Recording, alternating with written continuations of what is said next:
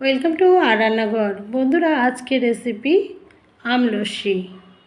আমরা দই লস্যি তো প্রায় খেয়ে থাকি, তবে আমলস্যিও করা যায় এবং বাড়িতেই আমলস্যি একবার খেলে মনে হবে গোটা আমের সিজনে আমলস্যি প্রতিদিন করি। তো চলুন দেখি প্রথমে কি করেছি। প্রথমে দেখুন, আমি 3টে আম নিয়েছি, একটু নরম হয়ে যাওয়া আম।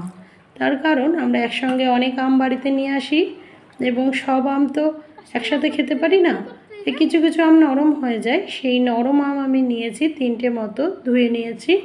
আমের খোসা ছাড়িয়ে এইরকম একটা ছাঁকনিওয়ালা ঝুড়িতে যেরকম তাল ঘষে নিয়ে আমটাও ঘষে নিচ্ছি।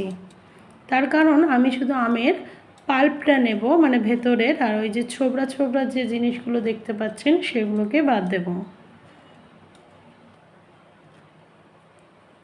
আমি এইরকম 3টে আম ঘষে নিয়েছি। দেখুন, এই যে এবার তার মধ্যে আমি হাফ চামচ মতো বিট লবণ দিলাম আর 2 চামচ মতো চিনি দিলাম। চিনি আমি বেশি দিইনি, কারণ আমের একটা মিষ্টি আছে, ওই জন্য আমি আলাদা করে চিনির শরবত করিনি, আমের টেস্টটা যাতে থাকে। আমি ঠান্ডা জল দিয়ে দিলাম অল্প পরিমাণ, একটু আরও একবার মিক্সড করে নিচ্ছি।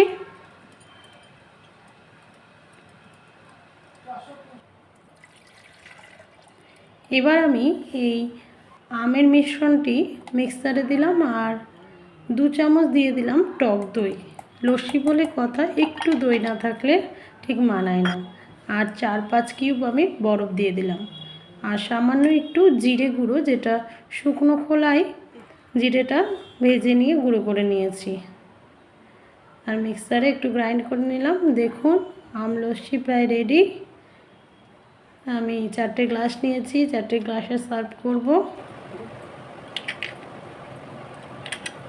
উপর থেকে 1-2 করে বরফ কিউব আবার দিয়ে দিলাম, আর তার সাথে দিয়ে দেব স্বাদ মতো একটু চাট মশলা।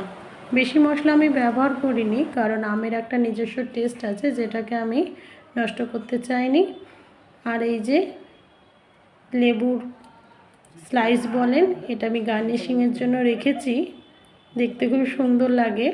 আপনারাও মাঝে মাঝে নিজেদের জন্য নিজেকে ভালোবেসে এইভাবে রেসিপিগুলো তৈরি করে নিজেরা একটু ফ্যামিলির মধ্যে এনজয় করতে পারবেন, দেখবেন খুব ভালো লাগে।